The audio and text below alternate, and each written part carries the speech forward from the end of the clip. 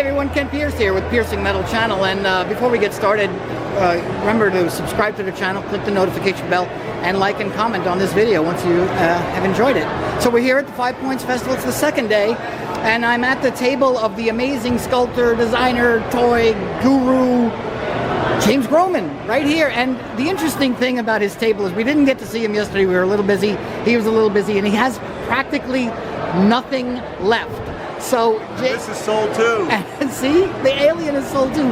James, how are you enjoying this event? Yes, loving it. It's good to have you back. And so you were going to tell me about some of the process and some of the characters that you created. I first came upon you, learned about King Corpse was my first introduction to you at the first 5 Points Fest. Yes, exactly. So was that the first character?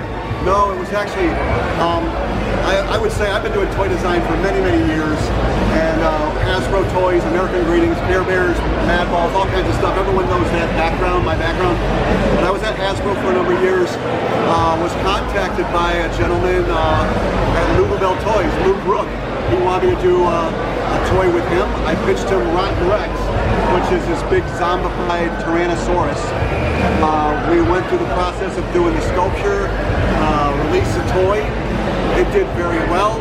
I started getting bombarded with people who wanted to work with me and do other toys, which led to this guy, King Corpse, which was done for Instinct Toys with Hiroto Okubo and that company. And we had it out for a few months, and then it was, excuse me, and then we had it out for a few months. We were invited to come to the first 5 Points Festival when they had it a few years back, and King Corpse was nominated for Toy of the Year, and it ended up winning Toy of the Year, which was really exciting, which of course, whenever that stuff happens with a sculptor or designer, it usually ends up you end up getting more work. So it led to me getting a whole bunch of other, meeting a bunch of people from other companies, doing more work with Instinct Toys, which the next piece we had was Kaiju Killer, which I think at that first 5 Points we had the sculpture on display. So yeah, one thing leads to another, which leads to another, and I've been working ever since.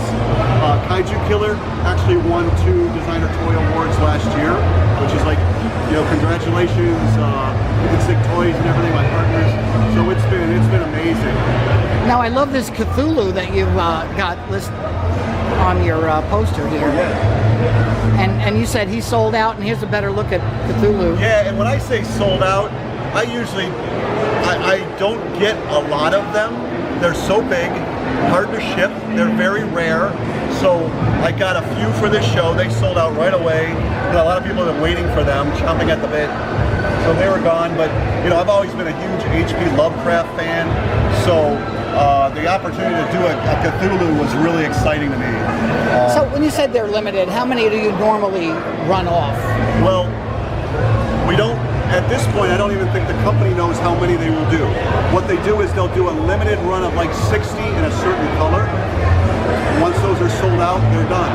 Then they'll do 60 in a different color. Right, so far we've done 60 of them fully painted, and then 60 of them that are just in a bright green color. And then they're all limited. And the next time we'll be doing, we're still deciding on what the color's going to be, but they'll do another release in a different color. My suspicions are that we'll just keep doing them as long as people buy them. Things like the Alien, they are licensed from 20th Century Fox, so we can sell them, or 52 Toys can sell them as long as they have a license.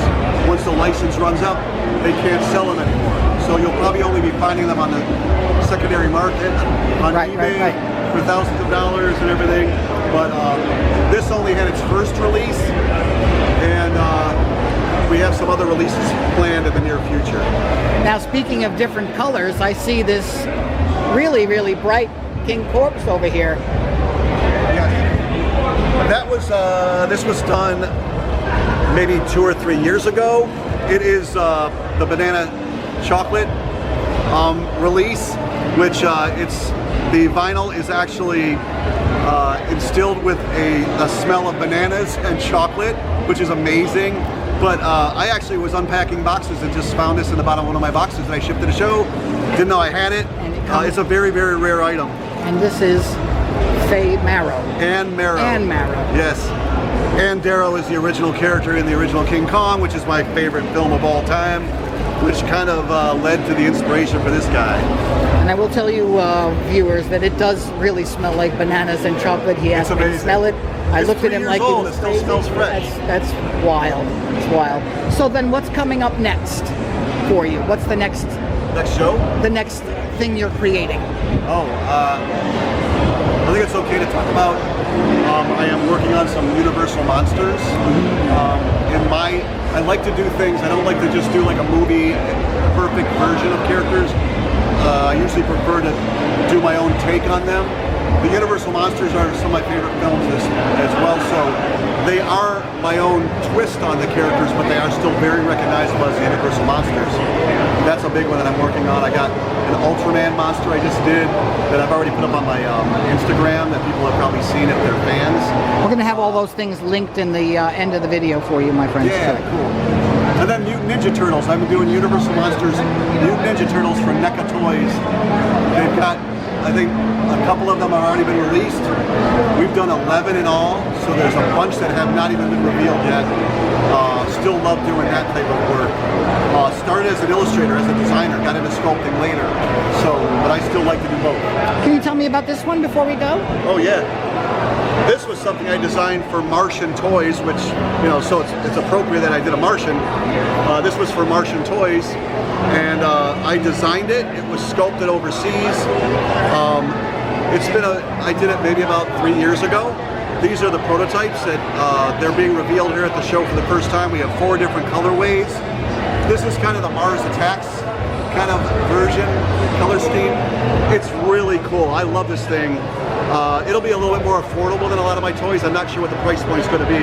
But what's so cool about it, it comes with magnets. It's connected with magnets, so it can basically be displayed like that.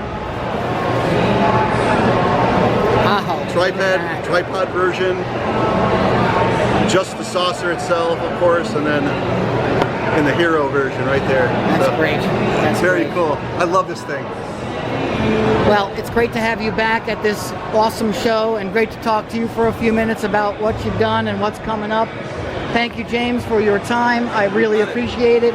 Remember, my friends, it is Ken Pierce with the Piercing Metal channel. Click subscribe, click notification bell, and we will keep delivering on the stuff because that's what you want to see. Thanks. Awesome. Bye.